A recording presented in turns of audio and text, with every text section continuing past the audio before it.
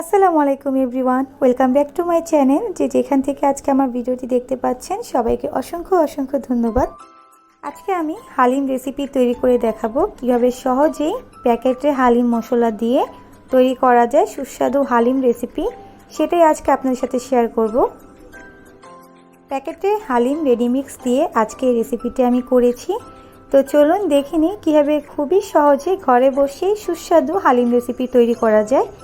আর যারা আমার চ্যানেলটিকে এখনও সাবস্ক্রাইব করেননি, সাবস্ক্রাইব করে পাশে থাকবেন। তো এখানে আমি নিয়ে নিয়েছি রাঁধুনি হালিম মিক্স। আপনারা যে কোনো হালিম মিক্স এখানে নিতে পারেন, আমি রাঁধুনিটা নিয়েছি। তো এটাও খুবই ভালো, আপনারা ট্রাই করে দেখতে পারেন। এই প্যাকেটের মধ্যে দুইটা প্যাকেট থাকবে ভিতরে, একটি হচ্ছে বড় আর একটি ছোট। তো ছোট যেটা, এটার ভিতরে হালিম মশলাটা আছে, আর ওইটার মধ্যে বড় প্যাকেটের মধ্যে হালিমে যে চাল ডাল উপকরণগুলো থাকে সেগুলো আছে গুঁড়া করা। তো এখন আমি এটাকে ঢেলে নিব। আমার আজকের রেসিপি ফলো করে আপনারা খুবই সুস্বাদু হালিম তৈরি করে নিতে পারেন। তো এখানে আমি বাটি নিয়ে নিয়েছি, এটার মধ্যে বড় প্যাকেটের ফুল প্যাকেটটা আমি ঢেলে নিচ্ছি। আর আপনারা চাইলে এখানে কম বেশি করে নিতে পারবেন, যেহেতু আমি ফুল ফ্যামিলির জন্য করব, 4-5 জনের জন্য, তো এই হিসেবেই নিয়েছি। তো এখানে নিয়ে আমি সবগুলো এখন একটু নেড়ে চেড়ে নিচ্ছি, মিশিয়ে নিচ্ছি আর কি। তো এখন আমি এটার মধ্যে গরম পানি অ্যাড করে দিব। গরম পানি বলতে কিন্তু আবার ফুটন্ত গরম পানি নয়, একদম উষ্ণ কুসুম গরম পানি। তো এখানে আমি দিয়ে দিলাম 1 গ্লাসের মতো কুসুম গরম পানি। তো এটা দিয়ে আমি এখন আধা ঘন্টার মতো এটাকে ভিজিয়ে রাখবো। অবশ্যই কমপক্ষে আধা ঘন্টা হলো এটা ভিজিয়ে রাখার চেষ্টা করবেন, তাহলে এই মিশ্রণটা ফুলে উঠবে, ডালগুলো একদম ভিজে যাবে, ডাল চাল সব কিছু, চাল ডাল এগুলো ভিজতে ভিজতে আমি মাংসটা তৈরি করে নিব। তো আমি এটা পানির সাথে ভালোভাবে মিশিয়ে দিচ্ছি, যাতে করে সবগুলো উপকরণই ভালোভাবে একদম এটা ফুলে যায় পানির সাথে মিশে। আমি হাঁড়িতে পর্যাপ্ত পরিমাণ তেল নিয়ে নিয়েছি এবং পেঁয়াজ কুচি নিয়ে নিয়েছি। পেঁয়াজ কুচিটা একটু বেশি নিতে হবে, কারণ এখান থেকে একটু পেঁয়াজের বেরেস্তা আমি উঠিয়ে রাখবো পরে পরিবেশনের জন্য। তো এটা আপনারা চাইলে আলাদাও করতে পারেন, কিন্তু যখন এভাবে পেঁয়াজটা ভাজবেন, যেহেতু পেঁয়াজটা একটু ব্রাউন কালার করে ভাজতে হবে হালিমের জন্য, তো সেহেতু এখান থেকে আপনি একটু পেঁয়াজের বেরেস্তা উঠিয়ে নিতে পারেন। পেঁয়াজটাকে একদম বেরেস্তার মতো করে লাল লাল করে এখানে ভেজে নিয়েছি। এখান থেকে আমি একটু পেঁয়াজের বেরেস্তা উঠিয়ে রাখতেছি পরে পরিবেশনের জন্য। তো আপনারা চাইলে এভাবেও করতে পারেন, এক কাজে 2 কাজ হয়ে যাবে। আর এই পর্যায়ে চুলার ফ্লেমটা একদম লোতে রাখবেন, যেহেতু পেঁয়াজটা একদম বেরেস্তা হয়ে গিয়েছে, নয়তো কিন্তু পেঁয়াজটা একদম পুড়ে যাবে। তো যতটুকু পেঁয়াজ আমার পরিবেশনের জন্য দরকার ততটুকু আমি উঠিয়ে নিয়েছি। এখন সামান্য পরিমাণে একটু পানি দিয়ে দিয়েছি, কারণ পেঁয়াজটা পুড়ে যাবে নয়তো। তো এখন আমি সব গুঁড়া মশলাগুলো অ্যাড করে দিব এখানে। প্রথমেই আমি এখানে লাল মরিচের গুঁড়ো অ্যাড করে দিচ্ছি, এটা আপনাদের স্বাদ মতো যতটুকু ঝাল খেতে চান। আমি 1/2 চামচ করে দিচ্ছি, হলুদের গুঁড়ো দিয়েছি 1/2 চামচ। সবগুলো উপকরণই আমি অল্প অল্প করে দিব। এখানে টালা জিরা গুঁড়ো 1/2 চামচ দিয়ে দিলাম। যেহেতু হালিমের প্যাকেট মশলাটা এখানে দিব, তো সব কিছু একটু অল্প করে দিয়ে দিচ্ছি। লবণটা একটু অল্প পরিমাণে দিয়েছি, প্যাকেটের মধ্যে সব কিছু আছে। তো ঘরে থেকে একটু যদি আপনারা মশলা ইউজ করেন তাহলে টেস্টটা কিন্তু অনেক বেড়ে যায়। আর আপনারা চাইলে নাও দিতে পারেন, কিন্তু আমার মতামত যেটা, যে ঘরে থেকে কিছু মশলা হলেও দিলে এটা ভালো হয় টেস্টটা। আমি মশলাগুলো একটু মিশিয়ে নিচ্ছি তেলের সাথে পেঁয়াজের সাথে। এখন আমি আদা রসুন বাটা দিয়ে দিব এখানে 1/2 চামচ করে। আদা রসুন বাটাটাও আমি অল্প পরিমাণে দিয়েছি। তো আদা রসুন বাটা আর দিয়ে দিলাম। এখন আমি ভালো মতো মশলাটা কষিয়ে নিয়ে আমি এখানে গরুর মাংসটা দিয়ে দিচ্ছি। গরুর মাংস যেটা দিয়েছি এখানে আমি 250 গ্রামের মতো ইউজ করেছি। এখানে আমি তেল চর্বি হাড় সহই কিন্তু দিয়েছি, এভাবে মাংসটা দিলে ভালো হয়। সলিড মাংস দিয়ে কিন্তু হালিমটা খেতে বেশি ভালো লাগে না, হাড় চর্বি মাংস মিলানো থাকবে এরকম মাংস দিয়ে হালিমটা খেতে ভালো লাগে। তো আমি এখন মশলার সাথে এই মাংসটাকে ভালোভাবে এটাকে প্রসেসিং করে নিব, একদম ভালোভাবে অলমোস্ট সিদ্ধ করে নিব আর কষিয়েও নিব। তো আপনারা চাইলে একটু পানি দিয়ে কষিয়ে নিতে পারেন। আমি এখনও কোনো পানি দিইনি, যতটুকু পানি বের হয়েছিল অতটুকু পানি দিয়ে কষাচ্ছি। আর এখানে আমি হালিম মিক্সের প্যাকেটের 3 ভাগে 2 ভাগই দিয়ে দিলাম, আর 1 ভাগের মতো রেখে দিয়েছি, এটা পরে ইউজ করব, দেখতে পারবেন। তো আবারও মশলার সাথে আমি সব কিছু মিশিয়ে নিচ্ছি, মিশিয়ে আমি একটু কষিয়ে নিচ্ছি।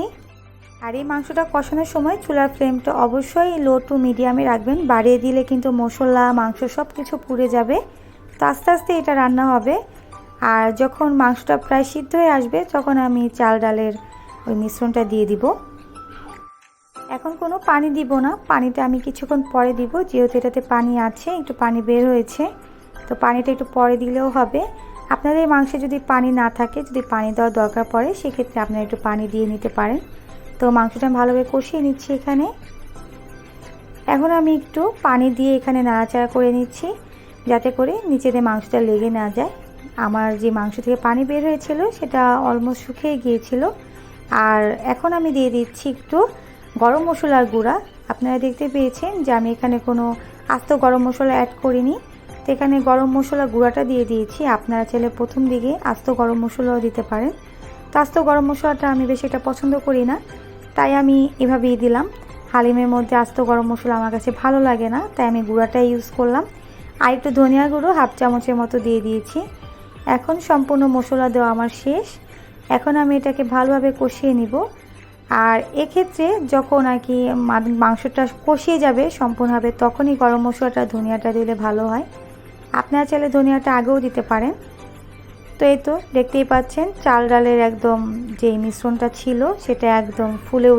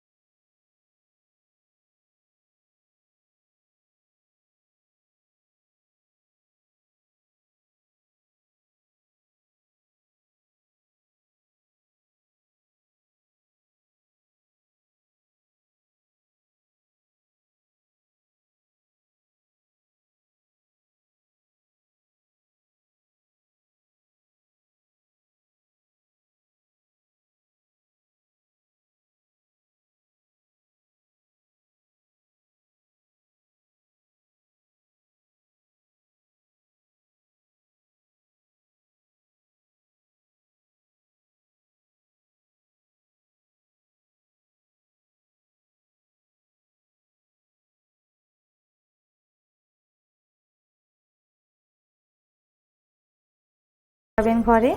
আমরা অনেকেই মনে করি যে হালিম বানানো অনেক কঠিন, কিন্তু যদি আপনারা রেডি মিক্স দিয়ে হালিম তৈরি করেন তাহলে কিন্তু একদমই সময় লাগবে না রান্না করতে যতক্ষণ। তো আমি আবারও কিছুক্ষণ পর